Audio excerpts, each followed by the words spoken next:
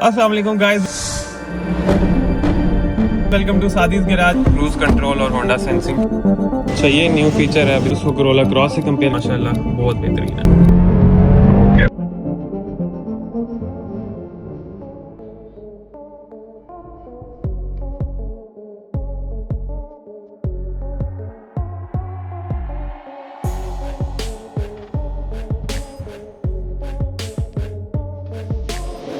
आज मैं बैठा हूँ अपनी न्यू HRV में। ये अभी तक अपने चैनल पे इंट्रोड्यूस नहीं की, तो आज मैं इसका रिव्यू देता हूँ क्योंकि आज एक स्पेशल इसका न्यू वेरिएंट लॉन्च हुआ है। हम उसकी टेस्ट ड्राइव लेने जा रहे हैं और हाइब्रिड वेरिएंट है, हमें तब नहीं है अवेलेबल था, वरना हम हाइब्रिड की तरफ ही जाते हैं।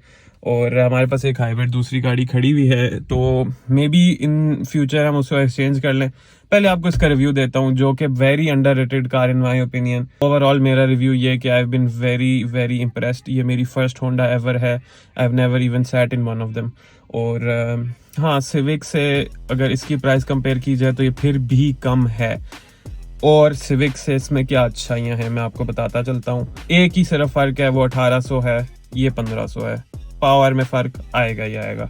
0 to 100 still in under 11 seconds, जो कि पाकिस्तान के लिए इनफ है। 660 चलाते हैं, 18 से 20 सेकंड लेती है, उसको कोई अंडर पावर नहीं कहता। पर चलती तो वो भी है, तो मैं पावर के लिए नहीं लेना चाहता, मेरे पास पावर के लिए वो गाड़ी खड़ी है।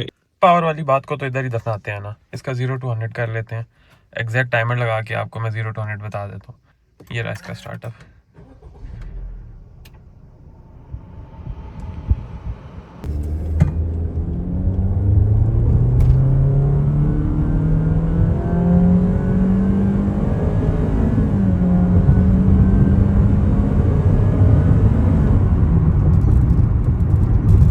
फीचर्स दिखाता चलता हूँ। सबसे पहले तो इस पे आ जाते हैं इसकी स्टाइलिंग। अगर आप इसको कोरोला क्रॉस से कंपेयर करने लगे हैं तो I am really sorry, you don't have taste in cars. ये उससे काफ़ी फ्यूचरिस्टिक कार है। यू कैन से आजकल न्यू जो डिज़ाइन आगे कंटिन्यू किया जा रहा है, वर्ल्ड वाइड सिंप्लिसिटी और नो एक्स्ट्रा कर्व्स, नो फजूल की बड़ी बड़ी ग्रिल्स। सिंपल सी आपको ग्रिल मिलेगी, एग्रेसिव सा फ्रंट मिलेगा। हाँ, एलॉय रिम्स जो आप कहेंगे, really worse alloy rims for this car. पर मैंने इन पे रिसर्च की है, these are very very light weight rims. एनकाई के ओरिजिनल रिम्स हैं ये डिज़ाइन किए गए। और ये है कि इससे फ्यूल एवरेज बहुत अच्छी आती है। मेरी गाड़ी की तकरीबन फ्यूल एवरेज मुझे दे रही है 13 से 15 तक in normal Islamabad use with AC। और सर्दियों में मैंने इसको 16 से 18 भी लिया है, but that is my driving, क्योंकि मैं हाइब्रिड पे 25 अबव लेता हूँ, तो ये मेरे लिए फिर 16 इज़ इनफ। मैं इससे एवरेज से बहुत इम्प्रेस था।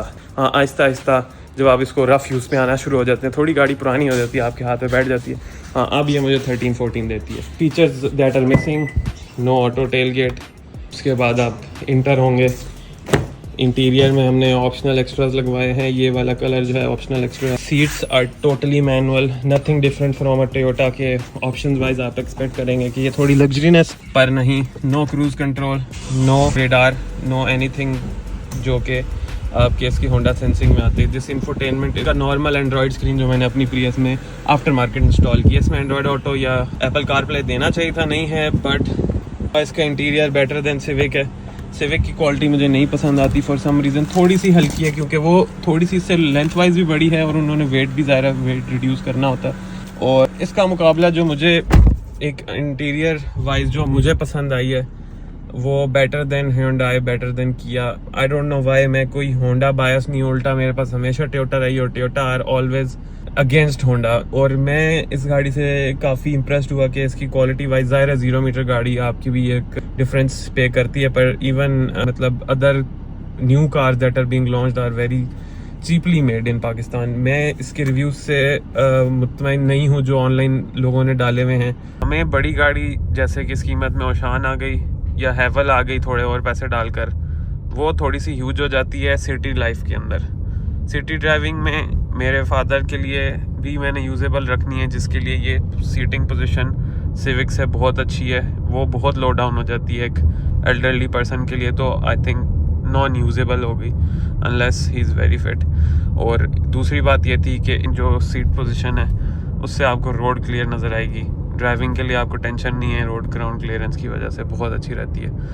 ये चीज़ें ज़रूरी हैं अगर गाड़ी मैंने रोड पे रखनी है, ना कि मैंने घर पे सजानी है। गाड़ी चलेगी तो ज़ाहिर है मेंटेनेंस भी ज़रूरी है, बॉडी पार्ट्स भी ज़रूरी हैं, और वो सब सिर्फ होंडा बहुत अच्छा प्रोवाइड करता है, या फिर मेरे लिए जो मेजर कंपनीज़ हैं वो होंडा या टोयोटा ही बचती है। स्पोर्टेज वैसे ही उस वक्त पुराना मॉडल चल रहा था, वो लेने का फ़ायदा नहीं था, उसको पहले ही इतनी पुरानी शेप हो चुकी है। और I don't know about Chinese brands because experience less है। हाँ, ये किसी उन ब्रांड्स की गलती नहीं है, ये मेरी गलती क्योंकि मेरा एक्सपोजर नहीं है उनसे। ये 13.2 दे रही है मुझे अभी नॉर्मल यूज़ में। आप गाड़ी को स्टार्ट रख के अभी मैं एसी में बैठा हूँ, ज़ाहिर है वो 13.2 से 12.9 हो जाएगी और नीचे आएगी। चलते हुए जब उसको मैं रीसेट करूँ या अभी रीसेट करके जर्नी पे जाऊँ तो वो 14-15 करती है। हाइब्रिड गाड़ियाँ ज़ाहिर है जब आपकी खड़ी होती हैं तो वो इलेक्ट्रिक पे बैटरियों पे चल जाती है। अब इसका न्यू वेरिएंट आ चुका है जो इलेक्ट्रिक हाइब्रिड के साथ बैटरीज के साथ है। नए फीचर्स लेके आए हैं, होंडा सेंसिंग दे दिया है, टेलगेट ऑटो दे दिया है, नए फीचर्स है, नया शेप भी दे दिया है। इवन दो पाकिस्तान में ये गाड़ी लेते हुए मुझे सिर्फ यही ख्वाहिश थी कि यार बाकी गाड़ियाँ ओल्ड शेप्स में चल रही हैं, क्वालिटी वाइज ये बहुत बेहतर थी, इस प्राइस रेंज में और कोई गाड़ी नहीं आ रही थी जो न्यू शेप में ऐसे हो।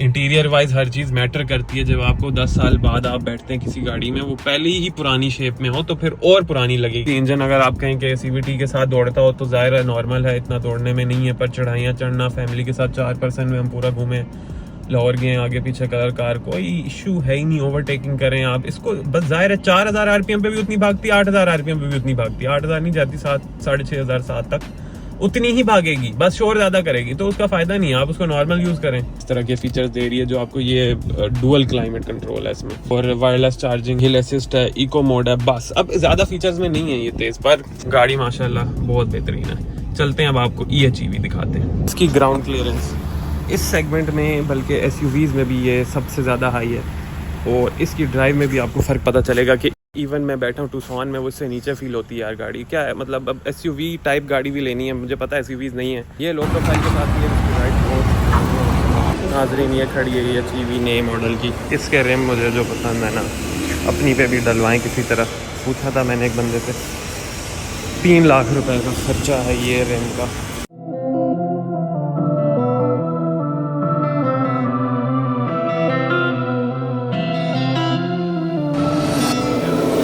अच्छा, ये फ्रंट फेशिया चेंज किया है अपनी गाड़ी से, हमारी गाड़ी में ये थोड़ा सा डिफरेंट है। ग्रिल भी ये देख सकते हैं स्ट्रेट कट किया है। बाकी इसके डिफरेंसेस में आए तो ये रिम इन्होंने 18 इंच के कर दिए होंडा के। ये ओरिजिनल जो वीज़ल के अंदर जैसे आपके आते हैं, ये 18 इंच के साथ टायर बहुत लो प्रोफाइल है, थोड़ा सा फ़र्क आएगा जिसकी वजह से। बाकी चीज़ों पे आए तो बैक की टेल लाइट भी चेंज हुई है। फेस लिफ्ट जो न्यू वर्जन है उसमें ये टेल लाइट्स में फ़र्क है। अब इसमें हर वेरिएंट में 2 टोन आएगा। अच्छा, इन्होंने ये जो है जगह क्रोम की जगह ब्लैक कर दी है। अच्छा, ये न्यू फीचर है अब इसका, या आप इसकी हाइट भी एडजस्ट कर सकते हैं, अभी शायद लो हाइट पे की है। बाकी आपको बाकी टेस्ट ड्राइव में बताते हैं फिर आपको। ये फुल ब्लैक इंटीरियर के साथ है, जो स्टॉक गाड़ी में यही इंटीरियर आता है। स्टार्टअप करते हैं। अब ये हाइब्रिड गाड़ी है, फुल इलेक्ट्रिक पे भी स्टार्टअप हो जाएगी, पर बाकी जो है चीज़ों में फ़ीचर्स में वही है, ब्लैक इंटीरियर है। ये सेम इंफोटेनमेंट है जो कि थोड़ा सा डिसअपॉइंटिंग है। सीट्स इलेक्ट्रिक नहीं हैं, उसी तरह की सेम है, हीटेड नहीं है, कूल्ड नहीं है, उसी तरह ही है। बाकी ये कि इसमें क्रूज़ कंट्रोल और होंडा सेंसिंग के फीचर्स आ गए। ये थोड़ा सा चेंज है, इसमें सिंगल जोन आ गया। ये ड्राइव मोड्स आ गए हैं, इसमें चेंजेस डिफरेंट ड्राइव मोड्स के। ये इकॉन मोड है, नॉर्मल मोड है और स्पोर्ट मोड है। कि ये लेदर अब स्टिच्ड स्टीयरिंग व्हील आ गया, हमारा जो है वो फुल प्लास्टिक में। सेम ये शिफ्टर है। Drive wise I think similar होगी, पर कुछ फ़र्क फील हो रहा है कि बंदे भी बैठे हुए बहुत। ओके, ड्राइव वाइज तो HRV ही है, बहुत अच्छी ड्राइव है इसकी, बहुत साउंडलेस है। ब्रेक्स में फ़र्क है कि अब हाइब्रिड के लिए जो रीजनरेशन की ब्रेकिंग का डिस्टेंस है उसके बाद गाड़ी रुकना शुरू होती है, जो कि प्रियस चला चला के आदत होगी है, पर डिफरेंस है आपको नॉर्मल HRV से। ब्लैक इंटीरियर में थोड़ी सादा लग रही है। इसकी चेक करते हैं अब हम कि क्या पावर में फ़र्क है, क्योंकि पता चल रहा है कि हाइब्रिड गाड़ी की बैटरीज यूटिलाइज हो रही हैं साथ। ओके, तो ये आप देख सकते हैं कि ब्लू के अंदर आई थिंक इंजन पावर है और उससे नीचे अच्छा EV, ग्रीन के अंदर EV है और ब्लू के अंदर आपकी दोनों हाइब्रिड यूज़ हो रही है। तो अब ये ईवी मोड पे सिर्फ जाने के लिए कोई ऑप्शन नहीं है इसमें, जैसे प्रियस में आपको होता है। इसमें इको मोड है और स्पोर्ट मोड्स हैं। ये अब आपकी आ गई ग्रीन के ऊपर, जबकि सिर्फ इंजन ऑफ है, सिर्फ इलेक्ट्रिक पे गाड़ी चल रही है। अदर फीचर जो इसमें क्रूज़ कंट्रोल दिया गया, अभी मैंने 40 पे सेट कर दिया है, तो ये अब मुझे कोई ज़रूरत नहीं है पेडल पे पाँव रखने की, सुकून दे खुद ही चल रही है, जो कि मैं बहुत मिस करता हूँ। HRV नॉर्मल में फीचर्स की कमी तो है जो इसमें कंप्लीट हो रही है।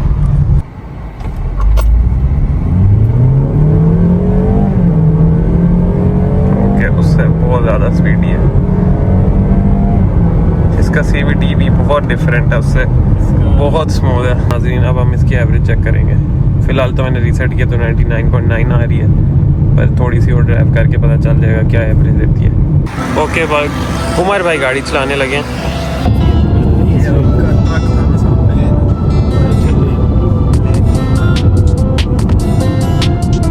आने के बाद हमें एवरेज कितनी दी है उसने? ये अभी 16.9 दी है इसने हमें वापसी पे, फुल पेडल के साथ 100+ स्पीड पे, जो हमें वैसे अपनी नॉर्मल HRV। यार सीधी बात बताऊंगा आपको, ये हो जाता सीधी बात आपको जो बताऊंगा ना वो ये है कि यार ये हाइब्रिड बैटरीज इतनी ज़्यादा बड़ी नहीं है जैसे एलेंट्रा या प्रियस की है। इस गाड़ी के अंदर जो हाइब्रिड बैटरीज हैं वो are for extra power and for some 4 to 5 kilometre additional average, जो कि आपको 16, 18, 20 तक शायद दे दे आपकी नॉर्मल ड्राइविंग में। बाकी फीचर्स ऐड करके आपको कीमत वाइज या आपको 8 लाख महंगी है, तो डेफिनेटली वर्थ इट है। ये 18 इंच के लिए मैं सिर्फ ले लूँ, मुझे तो तभी पसंद है, पर रोड नॉइज़ थोड़ी सी इनकी ज़्यादा है, माननी पड़ेगी। HRV की ओवरऑल है।